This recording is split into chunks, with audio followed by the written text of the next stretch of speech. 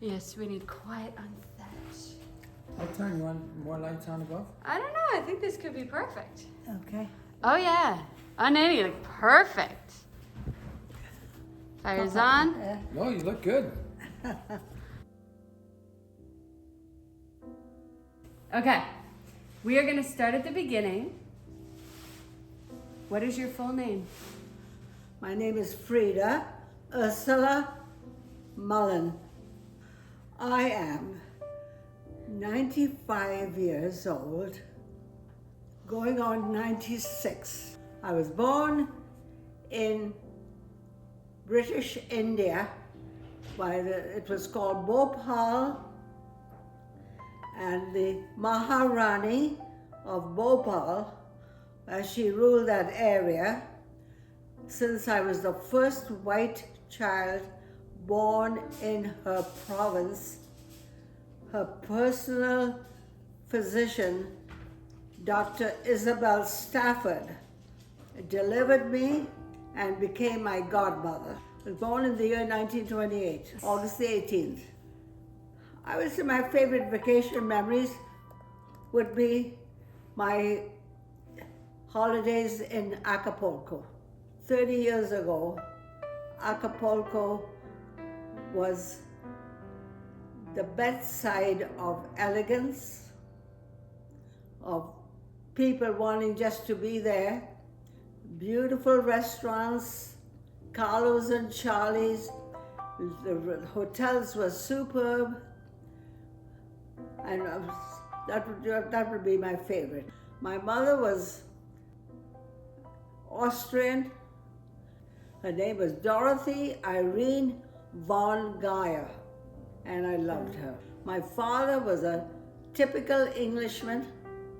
Actually, he was Welsh, and my girlfriends used to think he was so handsome. Yeah. His name was John Gerald Barnes. Probably, he was about 10 years older than my mother. He used to call me Buzz Buzz, because I was always chatting away. And he'd say, "Oh, you're giving me a headache, Buzz Buzz." I had 3 boys. The first one was a joy, because he was almost an intellectual.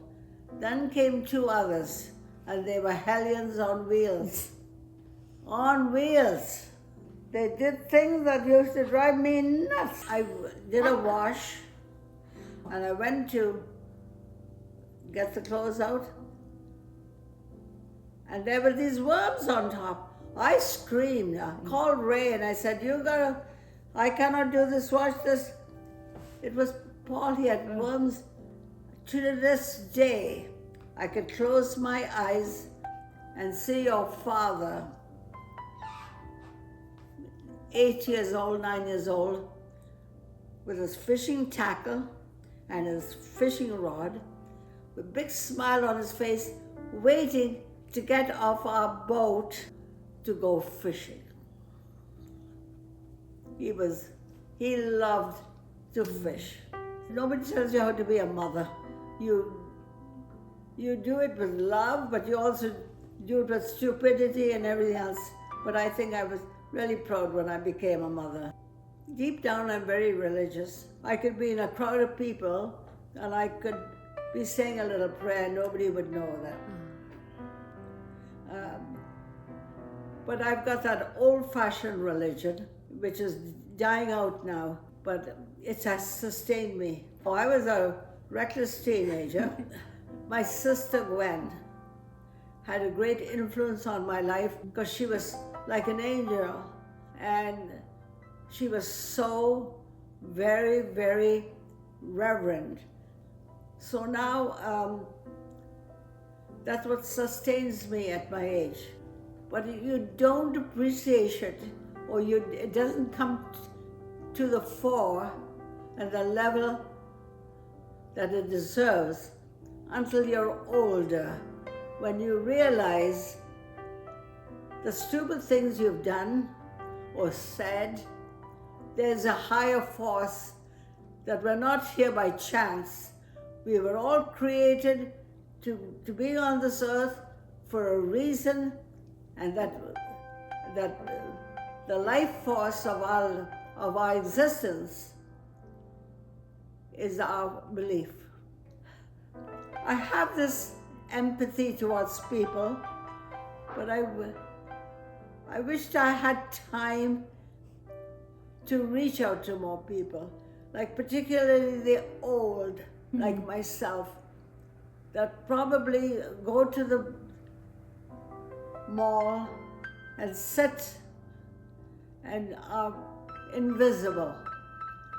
I'd like to be able to somehow or the other, if I had the energy or the time, to just talk to these people and let them know they're still special, that they still have a place in this universe, that they're not forgotten. Because when you reach a certain age, you are overlooked, whether you like it or not. And so you got to accept a lot. You know, oh well, you know, she's old, and what does she know, and this and that. But there's a lot of wisdom still left in us.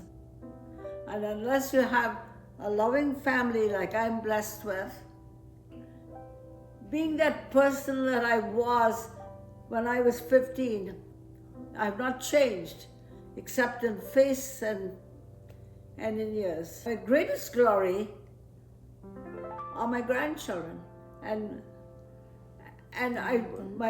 also I vowed as long as I could, I would be there for my family, and I would just move heaven and earth as long as that they were looked after. I think it's a life is what you make it. You can be mean or critical or cynical, but you have to let other things go. Don't sweat the small stuff. It's the big things that matter, because we all are human. We all get fed up, but the big picture is you're alive and you are loved with whatever amount of portion of love you can get. It's love. You're not alone, and I'm not alone. To be remembered for the essence and for the person that who you are. And I want to be remembered that way. I want to be remembered that in my heart when I die, that I died with love of my family and gratitude for all the good things that came my way. As you grow older, it's the inner being, the quality of the inner being. I just want the world to be full of love, because that's what keeps the world going around. It's not money, it's not talent, it's those things come naturally, but if you have that in your heart, it comes out in all sorts of ways. In your singing, in your meeting people, in your marriage. Just be yourself. Just be the best you can, and don't envy anybody else.